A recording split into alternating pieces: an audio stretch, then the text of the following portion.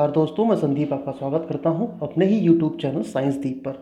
और ये मेरा छठा पार्ट है, छठा वीडियो लेक्चर है, जिसमें हम आज दूसरा भाग स्टार्ट करेंगे, यानी सेकंड टॉपिक स्टार्ट करेंगे। तो जो अभी इस चैनल पर नए हैं वो पहले तो इस चैनल को सब्सक्राइब कर लें, क्योंकि ये चैनल उनके लिए बहुत अच्छा होने वाला है जो तैयारी कर रहे हैं PCS, SSC, super TET, TET या बीईओ की।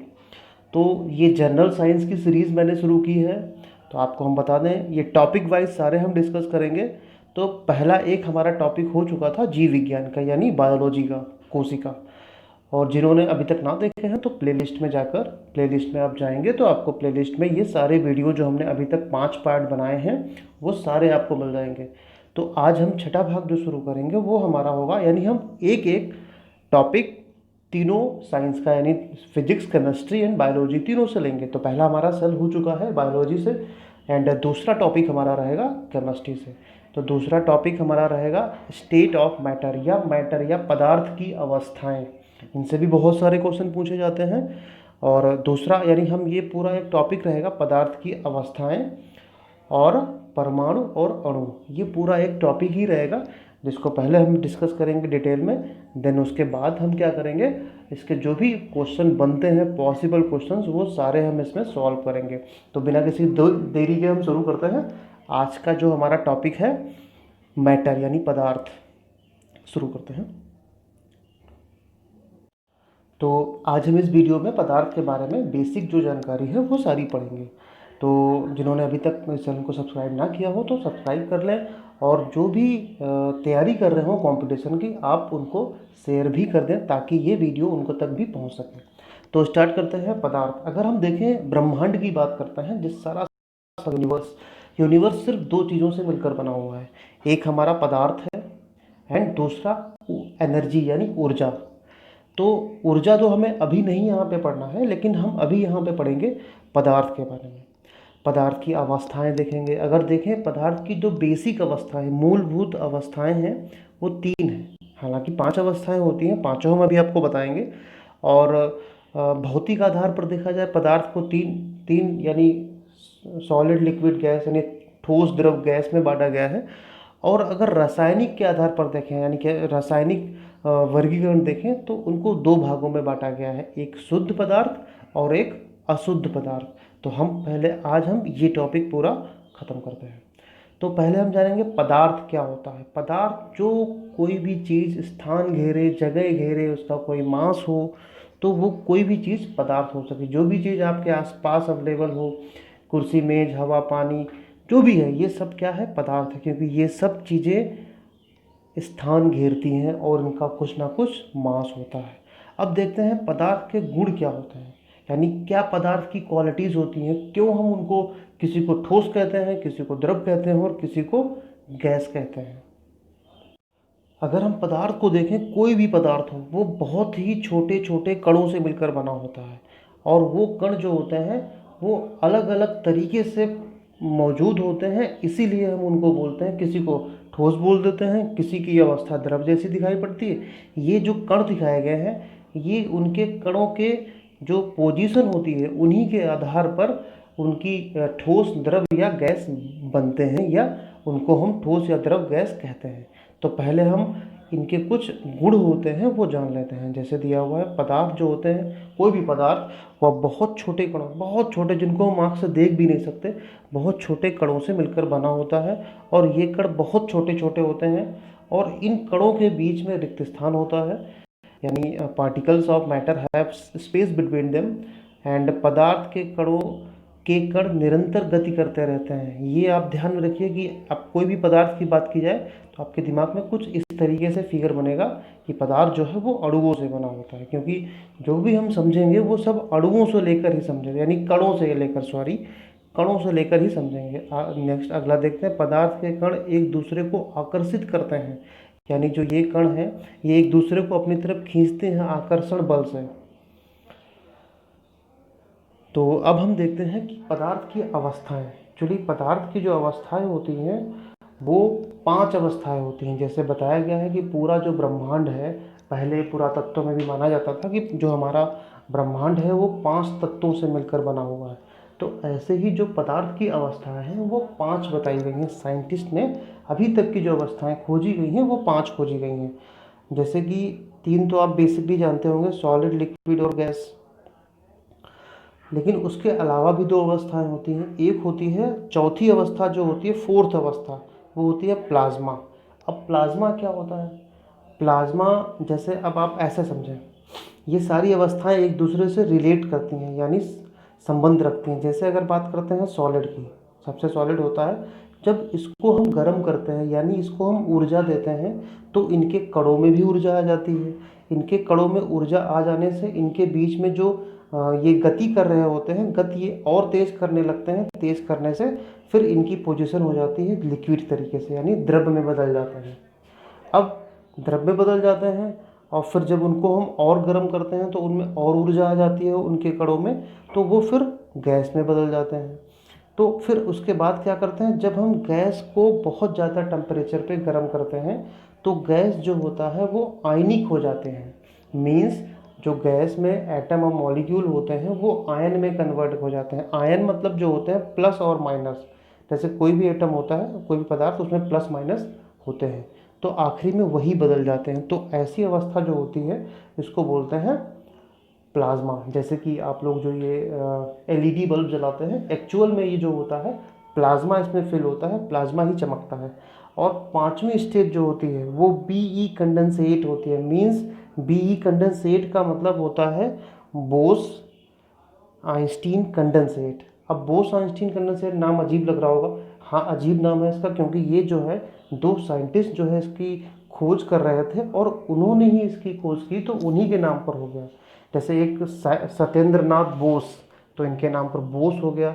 ई फॉर आइंस्टीन, तो बोस आइंस्टीन कंडेंसेट। ये जो 5वीं अवस्था होती है, ये अवस्था जब किसी भी पदार्थ को यानी गैस को हम उसके एब्सोल्यूट यानी 273.5 डिग्री सेल्सियस से ज़्यादा, -273.5 डिग्री सेल्सियस से नीचे जब हम उसको ठंडा करते हैं, फ्रीज करते हैं, तो एक अलग फॉर्म बन जाती है वेव फॉर्म में, तो उसको बोलते हैं बी कंडेंसेट। यानी ये 5वीं अवस्था है पदार्थ की। लेकिन अगर हम देखें जो बेसिक अवस्थाएं हैं जो हम लोग जानते हैं, हमारी बेसिक लाइफ में यूज होती है, वो 3 अवस्थाएं होती हैं। कौन कौन सी? पदार्थ की मूलभूत अवस्थाएं 3 होती हैं, ठोस, द्रव और गैस। अब ठोस, द्रव, गैस से ही आपके एग्जाम में क्वेश्चन आने हैं। ठोस, द्रव, गैस को अगर आप इनके मौलिक यानी कणों के रूप में समझ लेते हैं तो आने वाले सारे क्वेश्चन को समझने में आसानी होगी। तो जैसे देखें कि हमने बताया, जो इसके बताया हमने कि इसमें जो गुण होते हैं कि ये इनके बीच में स्पेस होता है, चाहे वो सॉलिड हो, चाहे लिक्विड हो, चाहे गैस हो। और जैसे अगर देखें सॉलिड में बहुत ही कम स्पेस होता है, यानी इनके कण जो होते हैं बहुत घने घने होते हैं। द्रव में उससे कम घने घने होते हैं। और अगर हम गैस की बात करें तो बहुत कम घने होते हैं। मीन्स इनके बीच में जो स्पेस होता है, जगह, वो बहुत ज़्यादा होती है। तो ये चीज़ आप इसे देखकर समझ सकते हैं। और जो मैंने बताया था कि जो ये कण होते हैं, कणों में गतिज ऊर्जा होती है, यानी ये गति किया करते हैं ऐसे ऐसे ऐसे, और इस गति का नाम देते हैं ब्राउनियन गति। याद रखें, जो पदार्थ का कण होता है वो ब्राउनियन गति करता है। ब्राउनियन गति होती क्या है? जैसे कोई एक टुकड़ा इधर जा रहा, इधर जा रहा, इधर जा रहा, ये जो गति होती है इसको बोलते हैं ब्राउनियन गति। तो इनके बीच में अट्रैक्शन फोर्स होता है। अगर देखें जो ये ठोस है यानी सॉलिड, सॉलिड के जो कण होंगे वो बहुत ज़्यादा ठोस, मतलब इनके बीच में जो अट्रैक्शन फोर्स यानी आकर्षण बल होगा कण और कणों के बीच में, वो बहुत ज़्यादा होगा। इसमें आकर्षण बल और कम होगा, इसमें और कम होगा। तो ये सब पॉइंट आप ध्यान रखें, तो आपको क्वेश्चन जो भी बनेंगे इसमें आप बहुत आसानी से समझ सकते हैं। चलिए अब आगे बढ़ते हैं, देखते हैं।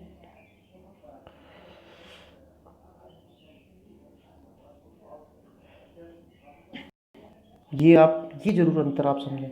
तो हम तीनों में एक बार आपको थोड़ा थोड़ा अंतर बता देते हैं। जैसे अगर देखें solid, liquid, gas. Solid, liquid, gas की बात करें तो जो ठोस होते हैं इनका आकार और आयतन दोनों निश्चित होता है।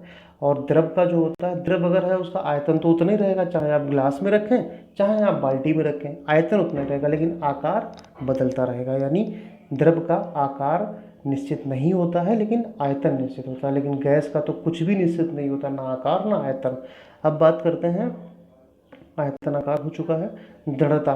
दृढ़ता देखी जाए, सॉलिड जितने ठोस होते हैं सारे जानते हैं दृढ़ होते हैं। दृढ़ होते हैं, वो तरल नहीं होते हैं, इनको हम बहा नहीं सकते हैं। लेकिन द्रव और गैस होते हैं, ये बह सकते हैं, फ्लो हो सकते हैं। आकर्षण बल, सबसे ज़्यादा आकर्षण बल किसमें होगा? ठोस में, ये आपको मैंने अभी बता दिया। उससे कम किसमें होगा? द्रव में। और सबसे कम किसमें होगा? गैस में। कणों को स्थिति, यानी देखा जाए सबसे पास पास कौन से होते हैं, यानी सबसे कम गैप किसमें होता है? ठोस में। उससे ज़्यादा गैप किसमें होता है? द्रव में। और सबसे ज़्यादा गैस द्रव जगह होती है वो गैस में होती है। कंप्रेसिबिलिटी, मतलब जैसे किसी को हम कंप्रेस कर सकें, तो कंप्रेसिबिलिटी देखा जाए लिक्विड में और ठोस में, यानी द्रव में और ठोस में नहीं होती है। लेकिन गैस को हम कंप्रेस कर सकते हैं। कंप्रेस का मतलब होता है उनको जो कण होते हैं उनको हम दबाकर फिर से पास पास कर सकते हैं। तो ये अंतर आप जरूर याद रखिए, क्योंकि इन्हीं से क्वेश्चन बनते हैं, बहुत क्वेश्चन बनते हैं। तो अगर हम देखते हैं, अब पदार्थ की जो अवस्थाएं होती हैं वो बदल सकती हैं। अब बदल सकती हैं, कैसे बदल सकती हैं ये भी आप याद रखिए। पदार्थ की जो अवस्थाएं होती हैं हम दो चीज़ों से बदल सकते हैं। एक तो टेम्परेचर को कम या ज़्यादा करके, एक तो उनको कंडेंस करके, यानी संघनित करके। कैसे कर सकते हैं? यानी प्रेशर लगा के, दाब लगाकर। दो तरीके से फिर से याद रखिए कि किसी भी पदार्थ की अवस्था सॉलिड से लिक्विड, लिक्विड से गैस, यानी ठोस द्रव गैस, तीनों में हम कन्वर्ट कर सकते हैं। लेकिन दो तरीके से, एक तो हम उनका तापमान बढ़ाकर, दूसरा हम दाब बढ़ाकर। तापमान बढ़ाकर या घटाकर, दाब घटाकर या बढ़ाकर, दोनों से हम उसका जो अवस्था होती है वो बदल सकते हैं। तो जाने कैसे बदल सकते हैं। जैसे मान लीजिए कि आपके पास कोई ठोस है, जैसे सिंपल सी बात हम लेते हैं बर्फ़ की। बर्फ़ जो यानी पानी जो होता है वो तीनों अवस्थाओं में पाया जाता है। तो जैसे मान लीजिए पहले आपको पानी मिलता है वो ठोस अवस्था में होता है, और ठोस अवस्था में होता है, फिर हम उसको क्या करेंगे? गर्म कर देंगे। जब गर्म करने पे ये पिघल जाएगा, तो इसको बोलते हैं गलन या मेल्टिंग। ठीक है, फिर बन जाता है अब ये द्रव। अब ये द्रव याद रखिए कि सॉलिड के मॉलिक्यूल्स बहुत पास पास होंगे, जब ये द्रव बन जाएंगे तो इनके मॉलिक्यूल्स थोड़े दूर हो जाएंगे। और फिर द्रव को जब हम क्या करेंगे, और यानी पानी को जब हम गर्म करते हैं, यानी उबाल देते हैं, तो वो फिर से गैस में कन्वर्ट हो जाता है, यानी इसके मॉलिक्यूल बहुत दूर दूर हो जाएंगे। तो ये एक अब क्या होता है, गैस को हम क्या करें, गैस को ठंडा कर दें, यानी जो वेपर होती है, भाप, उसको अगर हम ठंडा करते हैं तो वो फिर से द्रव में कन्वर्ट हो जाता है। इस प्रक्रिया को बोलते हैं संघनन या कंडेंसेशन। और फिर द्रव को अगर हम क्या करें, फ्रीज कर दें, जमा दें, तो उसको बोलते हैं फ्रीजिंग, जमना। तो फिर से वो ठोस बन जाएगा। तो इस तरीके से हम ठोस से द्रव, द्रव से गैस बदल सकते हैं। लेकिन क्या द्रव से सीधे ठोस में बदल सकता है?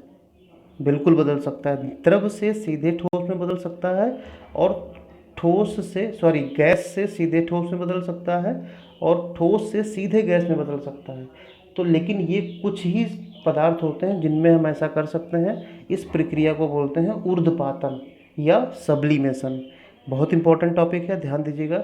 जब किसी पदार्थ की अवस्था को ठोस से सीधे गैस में बदलते हैं या गैस को सीधे ठोस में बदलते हैं, तो इस प्रक्रिया को हम बोलते हैं ऊर्ध्वपातन। इसके लिए अगर हम उदाहरण देखें, तो उदाहरण आप लिख लीजिए, हम बोल दे रहे हैं। कपूर होता है, अमोनियम क्लोराइड होता है, आयोडीन होती है, और नेफ्थलीन बॉल होती है। ये सारे क्या होते हैं, ये ऐसे पदार्थ होते हैं जिनको हम अगर गर्म करें तो सीधे गैस में बदल जाएगा। और कार्बन डाइऑक्साइड जो सॉलिड वाला होता है, बर्फ़ वाला, इसको ठोस बर्फ भी बोलते हैं। कार्बन डाइऑक्साइड को याद रखिए। कार्बन डाइऑक्साइड जो गैस होती है उसको जब हम सॉलिड फॉर्म में बदलते हैं तो वो शुष्क बर्फ बोली जाती है, और उसको अगर हम हवा में रखें तो वो पानी में नहीं, सीधे और सीधे गैस में बदलती है। तो इस प्रक्रिया को हम बोलते हैं ऊर्ध्वपातन। अब आगे बढ़ते हैं। हाँ, एक और हमारा टॉपिक है इवापोरेशन या वाष्पीकरण। इवापोरेशन एक ऐसी प्रोसेस होती है जिसमें पानी यानी लिक्विड जो होता है, द्रव, वो गैस में बदलता है। लेकिन आप कहेंगे कि ये तो उबलना होता है। नहीं, उबलना यानी बॉयलिंग और वाष्पीकरण यानी इवापोरेशन, दोनों में अंतर है। बॉयलिंग जो होता है वो किसी भी पदार्थ का यानी किसी भी द्रव का बॉयलिंग पॉइंट फिक्स होता है। अच्छा, बॉयलिंग पॉइंट क्या होता है? बॉयलिंग पॉइंट, मेल्टिंग पॉइंट, तो ये यानी गलनांक और क्वथनांक। गलनांक क्वथनांक वो होते हैं यानी जैसे जैसे मान लेते हैं कि कोई सॉलिड है, सॉलिड के मॉलिक्यूल बहुत पास पास होंगे। अब उसे हमें क्या करना है? पिघलाना है, यानी पिघलाकर उसे द्रव में बदलना है। मीन्स हम अब क्या करें, उनको कुछ ऐसा कर दें जिससे उनके बीच की जो अणु है उनके बीच में स्पेस आ जाए यानी जगह बन जाए। तो इसके लिए क्या करें, हम उनको ऊर्जा देंगे। ऊर्जा देंगे, किसे? गर्म करेंगे, यानी हीट ऊर्जा, हीट एनर्जी। तो जब उन्हें हम हीट एनर्जी देंगे तो उनकी गति और बढ़ जाएगी। गति बढ़ने से उनके बीच में जगह ज़्यादा बढ़ जाएगी, जिससे उनकी पोजीशन चेंज हो जाएगी और वो द्रव में बदल जाएंगे। अब वो अपनी जगह कब उनकी गति कब बढ़ती है? जब उनके बीच में आकर्षण बल टूटता है। और जिस तापमान पर आकर्षण बल टूटता है उसी को उसका बॉइलिंग पॉइंट या मेल्टिंग पॉइंट बोलते हैं। तो एवापोरेशन थोड़ा सा अलग होता है। एवापोरेशन में यानी वाष्पीकरण में हम, जैसे अगर हमें पानी का गर्म करना है, उबालना है, तो उबालने के लिए हम क्या करेंगे, उसको कम से कम 100 डिग्री टेम्परेचर देंगे, यानी 100 डिग्री तापमान देंगे। उससे पहले वो भाप में नहीं बनेगा। लेकिन जो एवापोरेशन होता है, एवापोरेशन में भी भाप बनता है, लेकिन वो किसी भी टेम्परेचर पे यानी ये 10 डिग्री टेम्परेचर पे भी बन सकता है। जैसे हम कपड़ा सुखाते हैं, कपड़ा भी तो पानी सूखता है, तो पानी जो उसका उड़ता है वो वाष्पीकरण से सूखता है। तो वाष्पीकरण की प्रोसेस हमेशा चलती रहती है।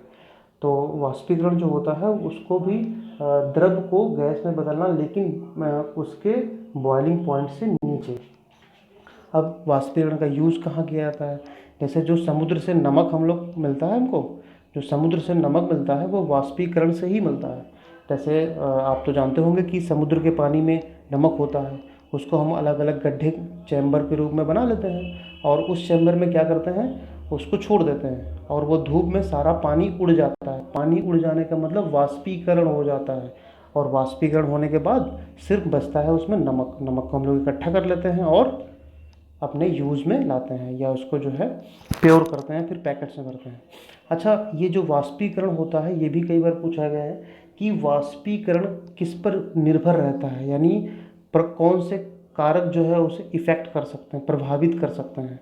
तो जैसे आप इसको सिर्फ ऐसे समझिए, कपड़ा सूखने को लेकर, क्योंकि ये प्रोसेस आप सब कर चुके हैं, तो चारों चीज़ें हम समझाएंगे। वो कपड़े को सूखने को ही समझिएगा आप। जैसे जो वाष्पीकरण होता है 4 चीज़ों पर निर्भर करता है: जल की उपलब्धता, तापमान, वायु की नमी और पवन यानी हवा। कपड़ा जब यानी जैसे अगर पानी कितना है, उसमें कितना गीला है, वो उस पर डिपेंड करता है। अगर कम है तो उसका जो वाष्पीकरण है वो कम होगी। अब बात करते हैं तापमान की। जैसे आप जानते हैं गर्मियों में कपड़े बहुत जल्दी सूखते हैं, यानी तापमान ज़्यादा होगा तो वाष्पीकरण की दर ज़्यादा होगी। अच्छा, वायु में नमी, नमी जो होती है वो बरसात के दिनों में होती है। वायु में अगर नमी ज़्यादा होगी तो कपड़े देर में सूखेंगे, यानी वाष्पीकरण की दर कम हो जाएगी।